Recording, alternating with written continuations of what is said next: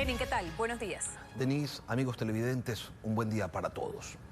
A diferencia de lo que ocurre en el ámbito económico, en lo sanitario el gobierno sí toma medidas completas, pero el riesgo país continúa creciendo, el precio del petróleo no se levanta y en el sector exportador los problemas de liquidez se empiezan a evidenciar por los atrasos en los pagos desde el exterior.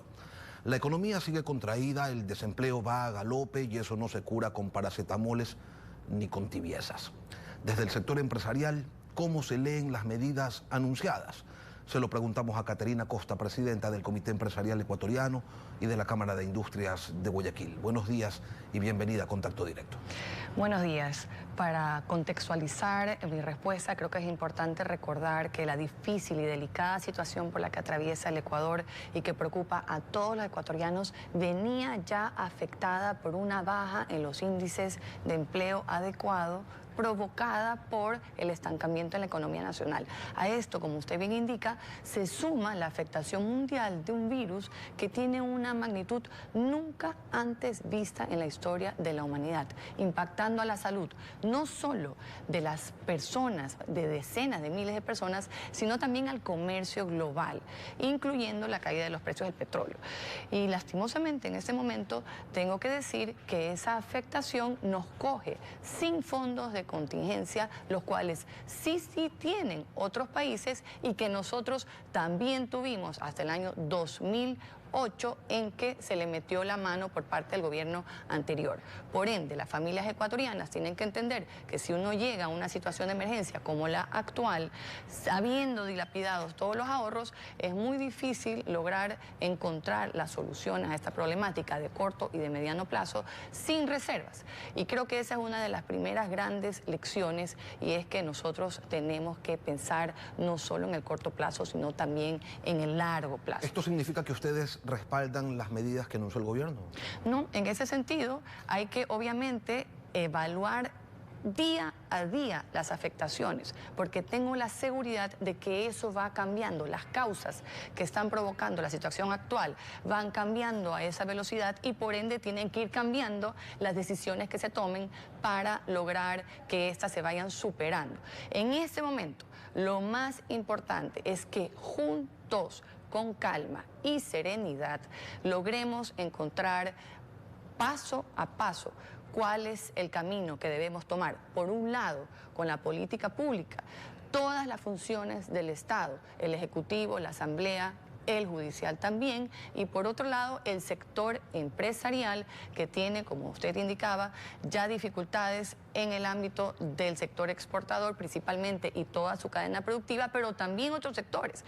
Podemos identificar con preocupación al sector del turismo, que está muy golpeado con todas las cancelaciones que se están dando en este momento, la logística, el personal de servicio, obviamente también el comercio. Sectores que, por cierto, ya venían en un descenso sostenido. Ahora, el gobierno pide que se lo ayude, pero no se deja ayudar. Desde distintos sectores se escucha que este es el momento para iniciar con un desmontaje del subsidio a los combustibles, pero el escaso capital político de un gobierno que parece contar los minutos que le quedan para su salida lo lleva a mirar hacia otro lado.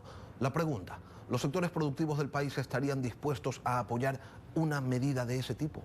Definitivamente creemos que en el corto plazo estas medidas han buscado solucionar las necesidades del Estado, pero no se está evaluando los efectos que nosotros creemos son contraproducentes de transferir fondos del sector privado hacia el sector público cuando todavía no han sido solucionados los problemas estructurales del sector privado. Una de las medidas importantes es reducir y focalizar los subsidios de los combustibles que representan 2.000 millones de dólares para el Estado, y en ese sentido no solo esa focalización o esa reducción, sino que también hay que trabajar para liberalizar la importación y comercialización de los combustibles, pero esto tiene que ir de la mano de una normativa que permita a las empresas privadas que entren en este momento a competir de forma igualitaria con Petroecuador.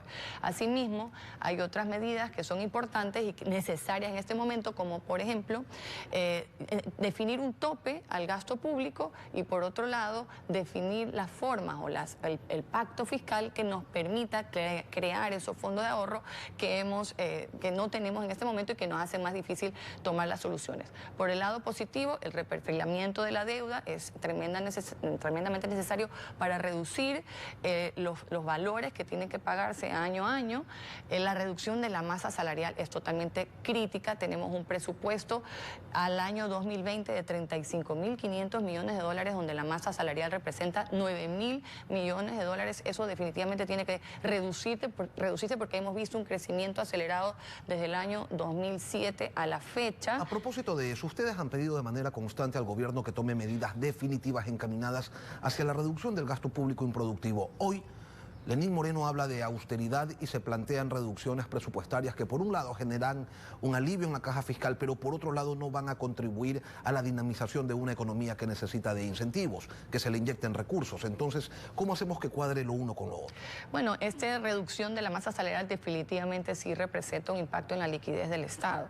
Otras que no son a corto plazo, sino a mediano plazo, como la optimización de las compras públicas y bienes y servicios.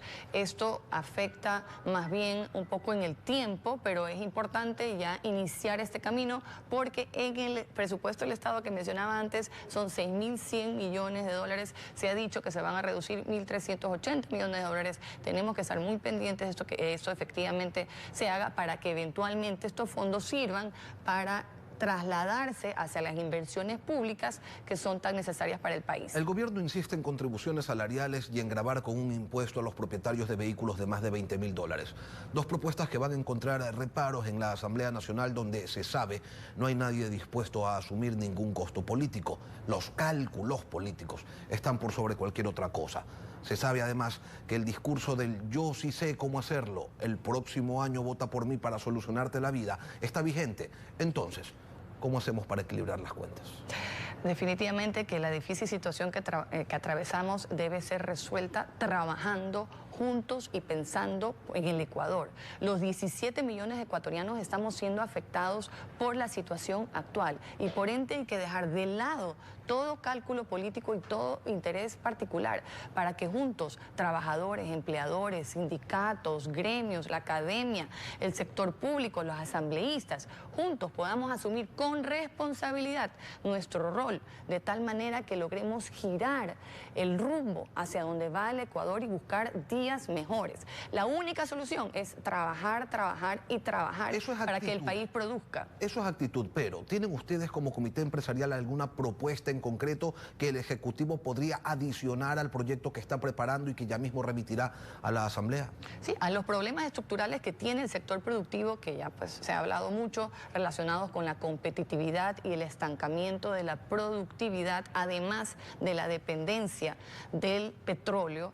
Nosotros hemos insistido en que debe diversificarse los sectores donde se hacen las inversiones y vemos una gran oportunidad en el sector minero. Asimismo, estamos trabajando en los temas relacionados con los acuerdos comerciales. Yo creo que el Ecuador entero, con lo que se está viviendo, debe convencerse de que estos son necesarios, del que camino que hemos iniciado para lograr esos acuerdos con México, con Estados Unidos, la Alianza del Pacífico, son importantísimos. Esta semana hemos presentado y trabajado con delegados de la Vicepresidencia de la República en los temas de tramitología. Hemos entregado una matriz inmensa. No todos los trámites tienen impacto fiscal y muchos de esos pueden alivianarse para poder lograr que se eliminen los obstáculos y los costos que tiene el sector productivo. La reforma laboral también es importantísima. El entusiasmo inicial, usted hacía referencia a la posibilidad de un acuerdo con los Estados Unidos, pero ese entusiasmo inicial por el comienzo previsto de estos diálogos, me imagino que se va apagando debido a los acontecimientos de carácter mundial y que obliga a las naciones a que se ocupen prioritariamente de otras cosas. Mire, el sector productivo, y lo he dicho tantas veces, está empernado al país. Nosotros no vemos los 4 años de un gobierno, nosotros vemos el largo plazo. En los temas de los acuerdos comerciales tenemos trabajando ya muchísimo tiempo y vamos a seguirlo haciendo con el entusiasmo de siempre. Estamos organizados en equipos técnicos que ya estamos coordinando con el Viceministerio de Comercio Exterior y con los equipos de los jefes negociadores para poder lograr avanzar a la velocidad que se requiere, insisto, cuidando a los sectores sensibles. ¿Ya hay jefe negociador? Estamos hablando del jefe negociador del acuerdo con México, cuya ronda probablemente será la próxima semana, y si no es la próxima semana por las razones... ¿Y para Estados Unidos? Para Estados Unidos, pues habría que esperar el TIC 14 y 15 de abril y posterior a eso espero que ya podamos iniciar con el apoyo de la embajadora Ivonne Bacchi, y estoy segura que esto será posible porque lo necesitamos como sector productivo, es nuestro principal socio comercial. Hay personas que consideran que las posturas del sector empresarial se han morigerado y que ya no levantan la voz como lo hacían en los tiempos de Correa, que esto responde a la presencia de al menos dos integrantes, o integrantes todavía, pero no en funciones, del gremio. ¿Es real?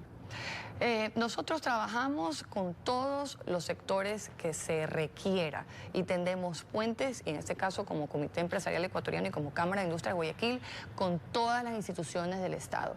En otros países es normal que funcionarios del sector privado o personas del sector privado pasen al sector público y regresen, porque obviamente se necesita de ese aporte, de ese conocimiento de lo que sucede en la única forma de lograr crecimiento de un país, crecimiento sostenible, que es a través de la producción. Pero no es que los tiene frenados el hecho de que haya dos ministros y que antes formaban parte del comité empresarial.